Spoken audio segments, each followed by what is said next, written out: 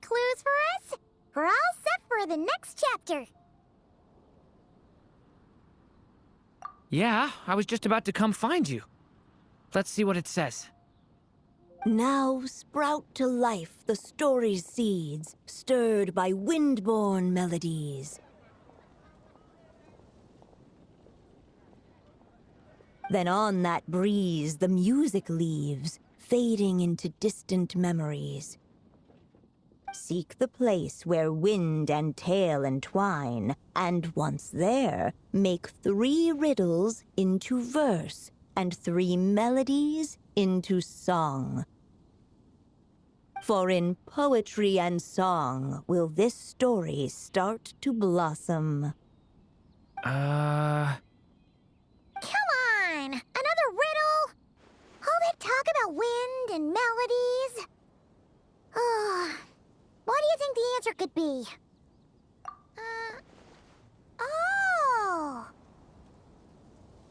Care to elaborate? Wind? Music? Poetry? Tone-deaf bards gotta know the answer. You mean Lord Barbados?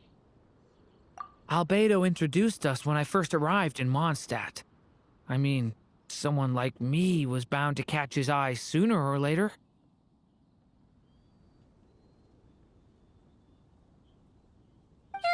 It's better that it's out in the open anyway. Now, how should we track him down?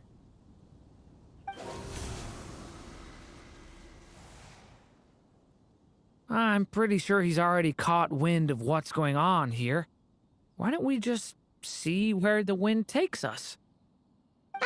Right. He definitely makes it easy to forget he's a real god sometimes.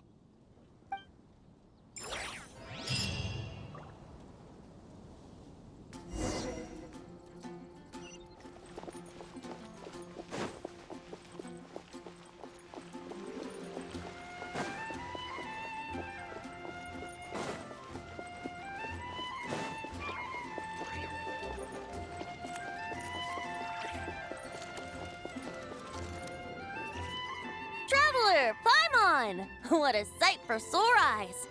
Ah, and the little dragon from the fairy tale world. I heard your voices calling out to me on the wind. Something about needing help with a riddle? Sorry to disturb you, Lord Barbados. Disturb me? Not at all! To tell you the truth, I'm just as curious about this riddle as you are. Let me take a look. What is it?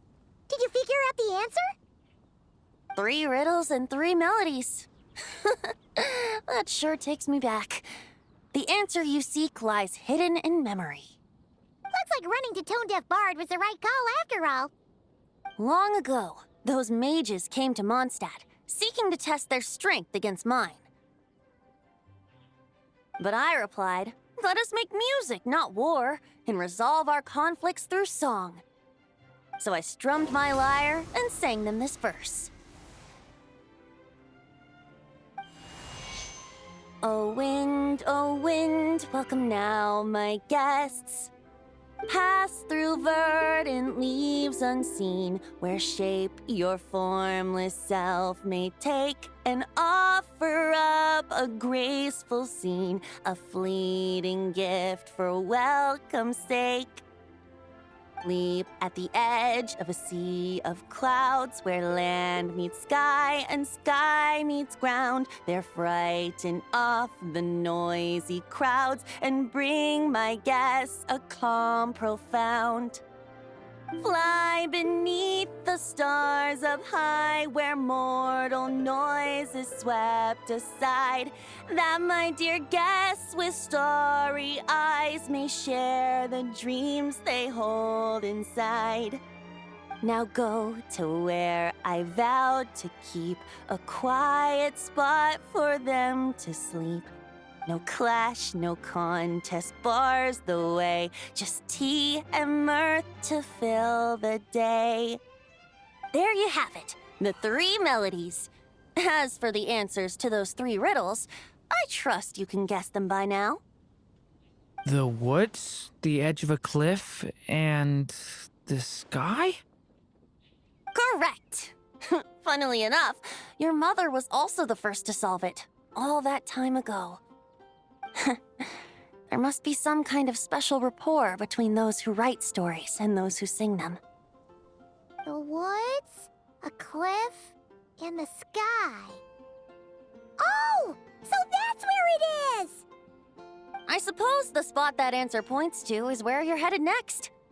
You should know, after solving my riddle, the mages even accepted my proposal and made that location their official meeting spot. And going by what your book is suggesting, once you found it, you might want to try playing the melody I just shared with you. Guess you can be pretty reliable when it counts, huh? Great Animal Archon? Thanks for the help, Lord Barbados. Still got questions for me, huh? Yeah, you must have read countless tales in your time, being a wandering bard and all. In your experience, why might an author consider a story unfinished? Unfinished? Well, I guess if there's something left to accomplish in the story, or, oh! If the last line goes, "To be continued." Huh? Wow, your helpfulness lasted for like 1 second. In all seriousness, I would think the answer to that question lies in your mother's story itself. It's not my place to pry any further. All right then, we should get going.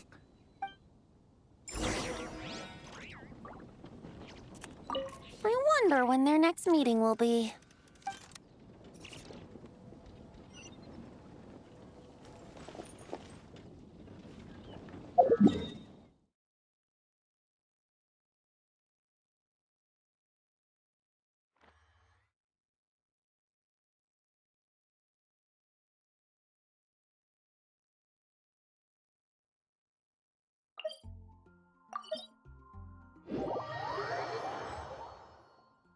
Okay, we're here! Now, we just need to play the 3 melodies, and we should be able to gather the memories for the next chapter, right? A musical performance? Huh. Out of all the things Miss Lisa has taught me, that's the one I'm worst at.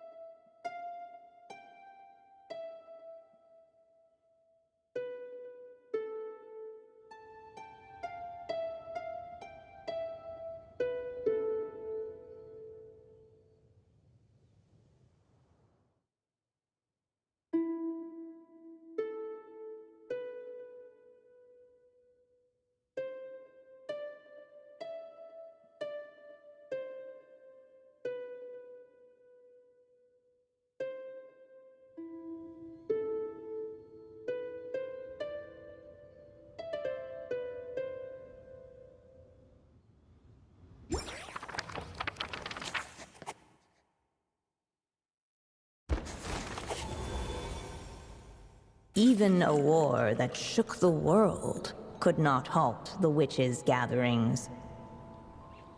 Yet even so, with the passing of time, 3 of their teacups no longer came to be set.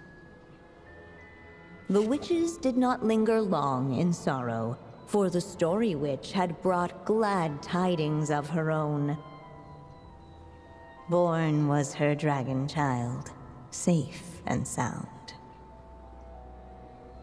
Her fellow witches offered up their blessings, eagerly debating how to celebrate the child's birth.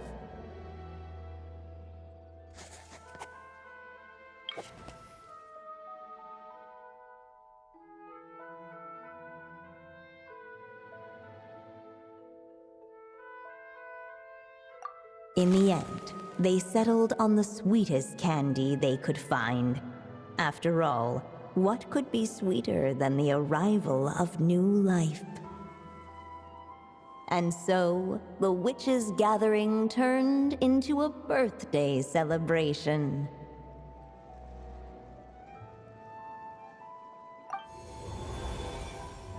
So, we're back in the story world, huh?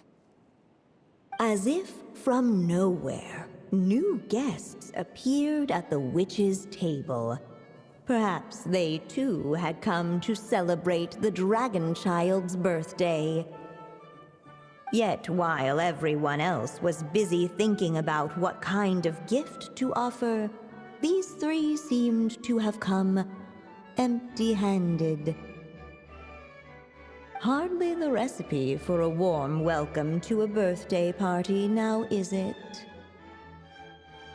A gift? Hey, what's this all about? We only just found out this was a party! While the guests voiced their complaints and grievances, perhaps they should have been wondering what kind of gift to give instead. So, we need to bring a gift to advance the story? Ah, but where are we supposed to get something like that?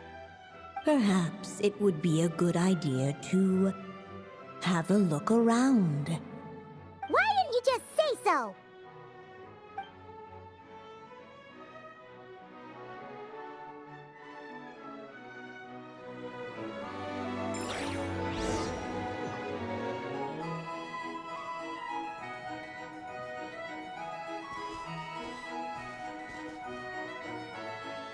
Hey, could we use these as gifts, maybe? At last, the guests found something to give the dragon child. Guess that's a yes then. Which one should we go for? Still, the guests wondered what kind of gift might the little dragon really want. Should they put a warrior's sword in his hand and send him out on an unstoppable quest to save the world? Or perhaps a wandering hero's slingshot and the promise of a life of endless, uncharted adventure? Or maybe even a scholar's tome and the chance to take on all the world's unsolved mysteries. Okay. Wow. That's a lot of pressure all of a sudden. Oh yeah! Technically, we're actually picking a gift for you. So, which one would you prefer? You want me to choose? Wow, this feels kinda special. How come? For as long as I can remember, I've spent most of my time living in the stories my mother created. I always thought my mother had everything written out for me already, just like the toy figures in Constellation Metropole. What I wanted to do with my own future. That's something I've never really thought about. What did I want back then? This is the first time I've ever asked myself that question. Sounds like this is the perfect opportunity to answer it then. It's been a while since you left Simulanka, and after everything that's happened, it might be about time to start thinking about your future. Then let me give it some thought.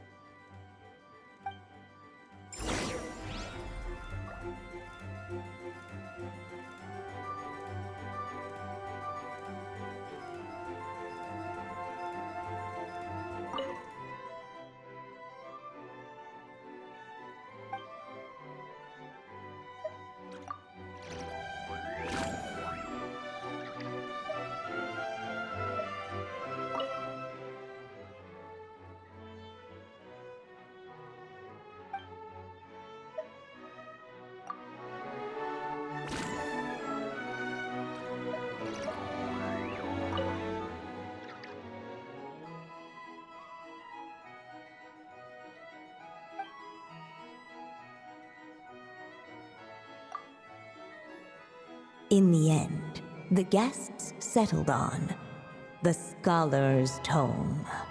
So you're the scholarly type, huh?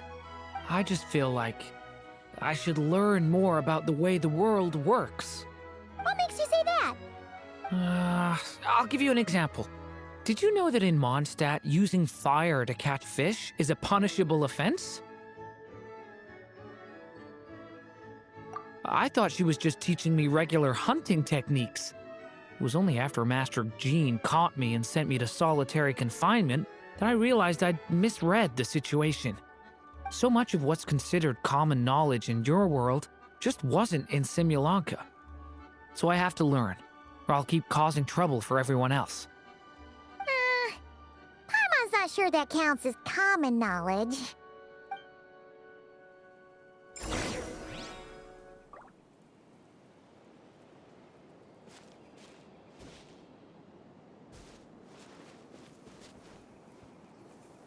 Alright. They should let us in now that we've got a gift, right? Hello there. Brought a gift this time? The newly arrived guest presented his gift, wishing the little dragon a future as a wise and accomplished scholar. Accepting the guest's blessing, the Story Witch invited him and his friends to take their place around the table. Finally, she could introduce them all to her dragon child, telling all in attendance about the moment of his hatching, and of course, the name he'd been given. It was then that the Seer Witch, diviner of the stars, withdrew her gaze from the heavens and turned a sorrowful glance upon the little dragon. You gave him the same name as that evil dragon? That's right. But the life I intend for him shall be very different. What folly to love so blindly. For as you must know, a name is the mirror of destiny itself. He who bears an evil dragon's name must also inherit the fate of its previous owner. His fate has been foretold. Then I'll rewrite it. The witches at the table fell silent, for they knew the Seer Witch's words had never once proven wrong. Yet, just as clearly, they recognized the Story Witch's resolve, for there is scarce a force in this world more fearsome than a mother's love. At last, the Merry Witch stepped forward, dispelling the uneasy silence. So be it. Then we'll all lend a hand. Together, we shall rewrite this child's fate. You mean to defy one of the fundamental rules of this world? I refuse to be shackled by such rules. Besides, this is a witches' gathering, is it not? What could be more fitting a subject for this occasion than to defy them? Oh? Sounds like an interesting experiment. I suppose, were we to succeed in this endeavor, we might bring a touch of wonder to this otherwise dreary sky of stars. The Merry Witch finally talked them all round, just like she had done many times before. Warm and strong as the sun she was, so much so, in fact, that those who her light shined down upon had no choice but to bask in it. And so the witches readied their gifts, 3 marvels of the cosmos. For this child, I shall decipher the ravings of the heavens and lay bare before him the trickery of fate. For this child, I shall leave a formula powerful enough to unravel the very origins of this world, that he may seek another solution for the conundrum of his life. For this child, I shall call upon wondrous magic to make possible his impossible wish. All the Story Witch had was the pen in her hand, yet with the love that flowed from it, she resolved to bring forth a marvel of her own. For this child, I shall leave behind the last story I will ever write, and with it, a path to an ending yet untold. With the witch's blessings given and received, the little dragon's fate at last began to turn. In the midst of the dragon child's birthday celebration, the seer witch proclaimed her prophecy. The child had been given the evil dragon's name, and with it, the burden of its fate. But hearing this, the story witch vowed to rewrite it all, for such was her love and resolve. And so the other witches offered their gifts in turn, marvels as rare as any in the cosmos. Together, they sought to test one of the fundamental laws of this world, in part to support a mother's love, and in part to sate their own curiosity. Oh, and I almost forgot. Our new guests came bearing blessings of their own. Who knows? Perhaps this extra dash of wisdom might be all the little dragon needs to change his fate.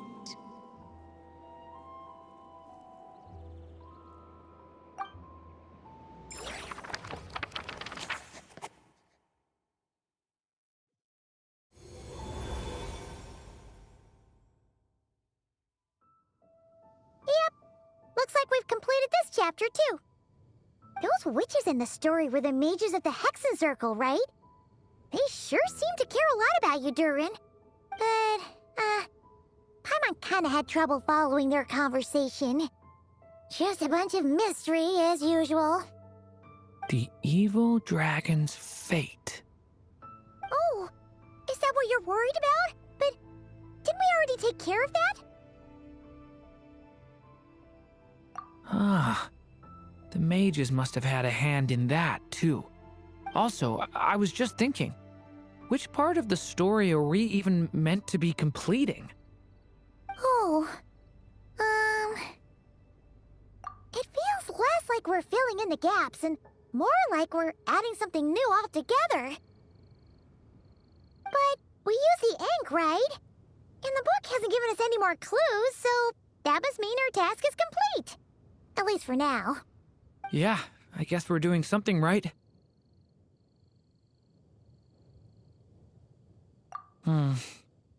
Maybe I'm overthinking things. It's just, this is my mother's final wish, so I don't want to mess it up.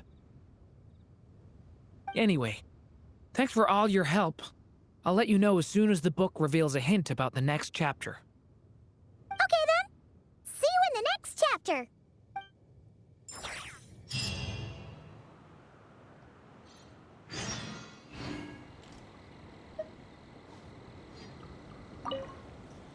I think I'm gonna stick around, take my time reading through this book.